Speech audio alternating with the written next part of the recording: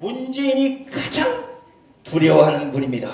촌철살인의 글로 문재인의 간담을 써내려했던 언론인 유건일 선생님 모시겠습니다. 큰 박수로 맞아주시기 바랍니다.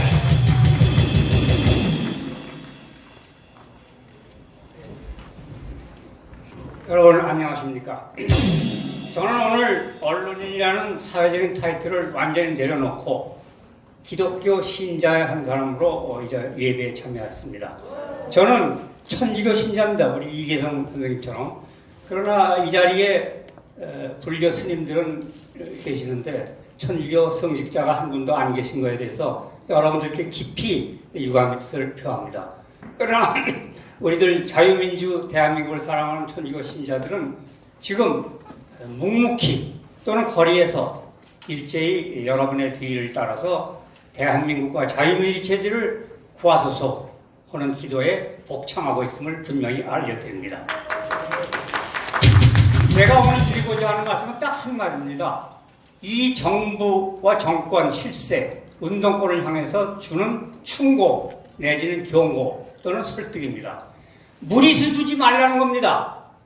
지금 여러분들 이 정권은 무리수를 두고 있습니다.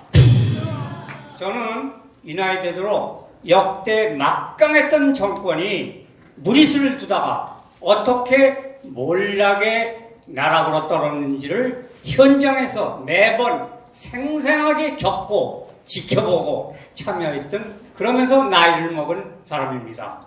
1960년 3월 그 당시에 정권은 내무부가 주동이 돼서 경찰이 주동해서 3.15 부정선거를 자행했습니다.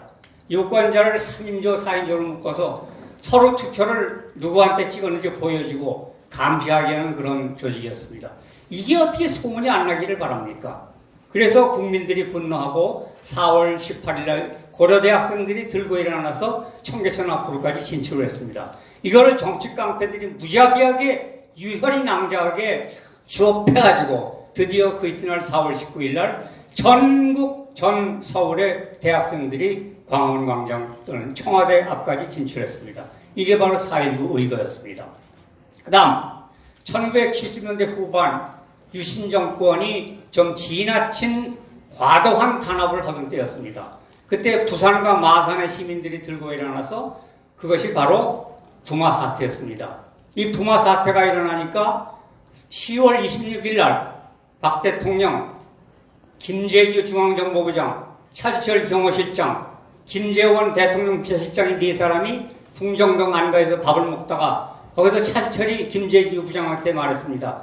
이 부마 사태를 캄보디아의 폴포트 정권처럼 땡크로 쓸어버리지 못한 중앙정부가 이게 무슨 그런 중앙정부가 어딨냐? 정부가 무서워야지 이게 뭐냐? 하자 김재규가 화가 나서 쏴버렸습니다. 이래서 그 막강하던 유신 정권이 드디어 한순간에 끝났습니다.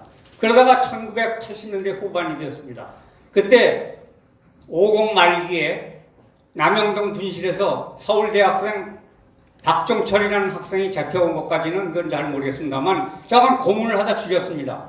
그러니까 치안국장이 발표를 할 때 우리가 탁 하고 책상을 쳤더니 억 하고 죽었다. 이런 말도 안 되는 발표를 했습니다. 이것이 50 정권의 몰락을 초래했다고 저는 지켜봤고 그 당시에 그거 가지고 제가 글을 쓴 기억도 납니다. 이런 사람으로서 지금 문재인 정부도 분명히 무리를 쓰고 있습니다. 아니 중국 사람들을 막으면 우리가 외국인 때 나가지 못할까봐 안 막았다. 이걸 삼척 동자인들 이 말이 엉터리라는 말을 모르겠습니까? 여러분들 그 말 들을 때 이건 분노의 대상이 아니라 좀 코미디입니다. 코미디. 이 정부가 과거에 막강했던 정권이 어떻게 붕괴했는지를 되돌아보면서 그 당시에 자기들은 민주화를 외치면서 거리에 나가 있었고 더러운 형무소도 갔습니다.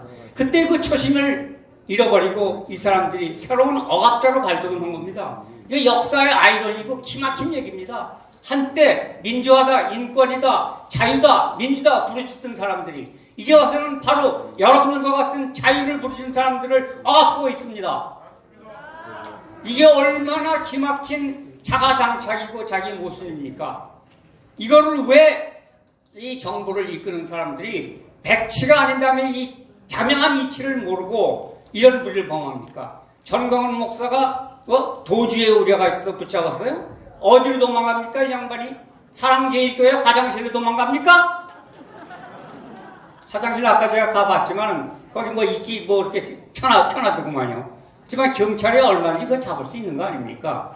이걸 말이라고 하고선 잡아넣으니 도대체 유신 50 때 그렇게 민주를 외치면서 왜 나같이 그저 아무것도 안 하고 그저 민주요 하고 한마디 했더니 붙잡아 놓느냐 하고 항의하던 사람들이 이제는 자기들이 똑같은 짓을 하고 있으니까 제가 그 당시 그 사람들에 대해서 대화를 끼워보기도 하고 근처에 가보기도 하고 격려했던 사람으로서 참으로 기가 막힌 심정을 금할 수가 없습니다. 아까 제가 이게 코미디로 보인다고 했지만 저는 이게 너무나 큰 비극입니다. 이 나이에 대해서 제가 이 꼴을 보려고 이 나이까지 살았는가 하는 절치부심의 후회가 들고 왜 좀 더 일찍 죽지 않았을까 하는 생각도 들고 밤에 잠이 안 와서 못 먹는 술도 마시고 합니다. 그러니 여러분들은 젊으신 40대, 50대, 30대 이런 여러분들이 오죽하겠습니까? 여러분들의 심정을 저는 누구보다도 잘 압니다.